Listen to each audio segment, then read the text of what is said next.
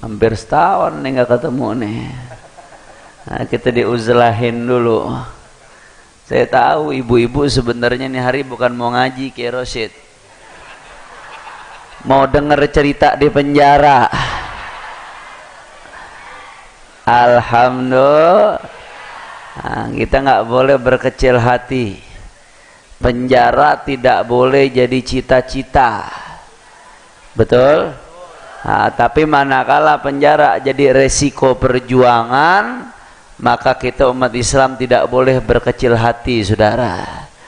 Dari zaman dulu udah banyak ulama itu yang dipenjara karena perjuangannya. Walaupun al-faqir, al-haqir bukan ulama, hanya santri biasa atau talibul ilm, tapi dari zaman dulu udah banyak, udah sunnatullah tuh. Orang yang menyampaikan kebenaran, menyampaikan hak, pasti itu ada resikonya. Nah, dulu Bu Imam Ahmad bin Hanbal radhiyallahu taala anhu, muridnya Imam Syafi'i, itu gara-gara mempertahankan salah satu pendapatnya, ya, masalah akidah, masalah khalqul Quran waktu itu. Kebetulan rezimnya saat itu Mu'tazilah, dari kalangan Mu'tazilah. Imam Ahmad bin Hanbal mempertahankan pendapatnya masalah khalqul Quran. Itu Imam Ahmad dipenjara sampai 4 periode khalifah, saudara. Bahkan diriwayatkan Imam Ahmad bin Hanbal itu dipukul dengan cambukan 100 kali cambukan, yang mana satu cambukannya itu kalau dipukulin ke ontanya pingsan. Ini onta gede. Ibu-ibu pernah lihat onta, Bu? Pernah lihat onta? Mudah-mudahan yang belum pernah bisa segera umroh. Tapi umrohnya jangan niat buat ngelihat onta. Onta gede, kuat, di padang pasir bertahan lama. Itu cambukan yang dicambukkan oleh si sipir itu kepada Imam Ahmad bin Hanbal, saking kencangnya, kalau dipukulkan ke onta 1 kali, ontanya jatuh. Tapi beliau terus bertahan kuat, saudara. Allahu Akbar. Itu baru Imam Ahmad bin Hanbal. Oh, masih banyak kalau kita mau cerita bagaimana mihan. Saya pernah dapat satu kitab yang menceritakan tentang mihan, cobaan-cobaan yang diterima oleh para ulama gara-gara menyampaikan kebenaran. Nah, salah satu yang pernah dipenjara nih, guru saya nih yang sekarang Habib Salim Syatiri. Nah, itu kalau kita di sini di Jakarta, di Indonesia, karena ada hak asasi manusia, ya, masih ada undang-undang, nggak bisa diperlakukan secara sembarangan, masih enak, masih alhamdulillah dapat pertolongan Allah. Biar kata di dalam, tapi Allah gerakin banyak hati orang-orang baik. Alhamdulillah. Habib Salim Syatiri itu kata salah satu kakak kelas saya yang pernah bercerita, senior saya, itu Habib Salim di penjaranya penjara yang cuma cukup ukuran sebadan doang, saudara. Gara-gara menyampaikan kebenaran. Jadi penjara jangan jadi cita-cita. Nggak boleh kita penjara itu dijadikan cita-cita, nggak boleh. Hindari sebisa mungkin, patuhi hukum, hindari sebisa mungkin resiko di penjara. Tapi kalau gara-gara menyampaikan kebenaran seorang muslim harus dipenjara, maka itu adalah uzlah, kemuliaan, salah satu jalan untuk menuju Allah Subhanahu wa ta'ala. Kira-kira ibu-ibu siap dipenjara apa kagak? Terus ini teriak siap. Begitu dapat panggilan kencing-kencing. Masya Allah. Doain, Bu, doain. Mudah-mudahan imam besar kita bisa segera keluar, insya Allah. Saya jujur sebenarnya, Bu, jujur bapak-bapak, ibu-ibu, saya ini keluar antara senang sama sedih. Senang karena saya bisa bertemu istri tercinta, ketemu anak, ketemu orang tua, sanak famili, ketemu jamaah Al-Madinah, ketemu ahbab, orang-orang kita cintai, bisa ngirup udara bebas. Senang, alhamdulillah. Tapi di sisi lain, saya setahun di samping beliau berat hati harus meninggalkan beliau, saudara. Saya keluar tapi berasanya seperti separuh jiwa saya ketinggalan di dalam. Karena hampir 1 tahun saya nemenin beliau, satu kamar sama beliau. Alhamdulillah selama di dalam Allah Subhanahu wa taala tetap beri kami kesempatan untuk dakwah. Jadi kebetulan saya sama beliau, Bu, Pak, ditempatin di blok narkoba. Nah, jadi satu blok itu kebanyakan anak-anak tahanan narkoba, tapi kamar kita dipisah, nggak dicampur. Mereka ini anak-anak yang ditahan karena narkoba. Kalau di Mabes Polri luar biasa pentolan-pentolannya.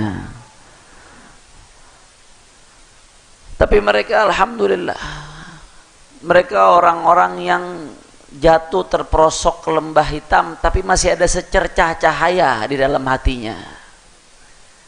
Begitu dirangkul, begitu diajak zikir, begitu dinasehatin, begitu dididik, kita tahajudnya kalah rajin sama para pecandu narkoba itu, Pak Abu. Alhamdulillah. Jadi mereka sebetulnya bukan anak-anak muda yang nggak ada harapan untuk kembali menjadi baik, nggak. Bukan sampah masyarakat yang udah nggak akan bisa baik lagi masa depannya, nggak. Mereka cuma butuh dirangkul. Mereka cuma butuh dididik. Mereka cuma butuh dituntun untuk sampai kepada jalannya baginda Nabi besar Muhammad. Makanya selama di penjara alhamdulillah kami diizinkan untuk membantu membina warga yang ditahan. Al-Walid Al-Habib Rizik Syihab biasanya kalau habis subuh ngajar kitab Tajul Arus li Tahdzibin Nufus, tasawuf, kitabnya Ibn Athaillah As-Sakandari. Isinya tentang bagaimana membersihkan hati, isinya mujahadatun nafas, bagaimana tentang tobat. Setiap habis subuh tuh kita ngaji sama beliau. Nah, kalau habis asar dulu waktu masih ada Ustadz Sobri Lubis, kita sekamar bertiga, saya, Ustadz Sobri, Habib Rizik. Ustadz Sobri ngajar hadis targhib. Sebelum keluar hampir hatam satu kitab. Habis maghrib biasanya saya mimpin Ratibul Atas bersama para tahanan, mereka dengan khusyuk baca, dan sekarang udah pada hampir hafal, Bu. Jadi tatoan, tato-tatoan gede-gede tatonya, tapi hafal ratib. Alhamdulillah. Nah, habis Ratibul Atas kita ngaji, saya ngajar dulu di awal, saya ngajar Al-Insanul Kamil. Nah, kitabnya Abu Yazid Muhammad bin Ali Al-Maliki yang berbicara tentang bagaimana tentang sosok pribadi, sosok fisik dan akhlaknya baginda Nabi besar Muhammad. Nah, karena ini mereka anak-anak kita, sahabat-sahabat kita yang terjebak di dalam narkoba kering. Nah, kalau saya langsung ngaji fikih, habis itu kabur kagak mau ngaji. Karena fikih itu jaf, kering. Nah, saya begitu masuk, saya ngaji Insanul Kamil, saya cerita bagaimana tentang wajah Nabi, bagaimana tentang porosnya Nabi, bagaimana tentang tubuhnya Nabi, bagaimana harumnya Nabi, bagaimana akhlak Nabi kepada istri, akhlak Nabi kepada anak. Kita masuk dari pintu mahabbah. Karena al-muhib ta'ir wasalik sair. Al-muhib ta'ir wasalik sair. Orang kalau udah masuknya dari pintu mahabbah cepat, sebentaran sampai kepada Allah. Tapi kalau nggak masuknya dari pintu mahabbah, kering, ogah-ogahan. Makanya kita pancing dulu bagaimana caranya. Yang dijadikan idola adalah baginda Nabi besar Muhammad. Karena orang kalau udah idolanya Nabi Muhammad nggak bakal tuh dia melakukan apa yang diharamkan oleh Rasulullah. Kalau udah idolanya Nabi Muhammad nggak bakal tuh dia nyentuh barang haram. Kalau idolanya udah Nabi Muhammad nggak bakal tuh dikumpul di perkumpulan-perkumpulan yang dimurkai oleh Allah dan Rasulnya. Makanya saya begitu masuk, saya ajarin dulu tentang Rasulullah. Setelah sekian lama saya pindah kitab Safinatun Najah. Mulai dari Usuluddin, kita bahas tuh bagaimana sifat 20 sama mereka, bagaimana iman kepada Allah, iman kepada Rasul, iman kepada kitab-kitab dan lain sebagainya, sampai masuk ke fikih, sampai terakhir ke bab jenazah, Bu, Pak. Alhamdulillah. Nah, jadi kayak pesantren. Kalau malam jam 10 ada tadarus Quran.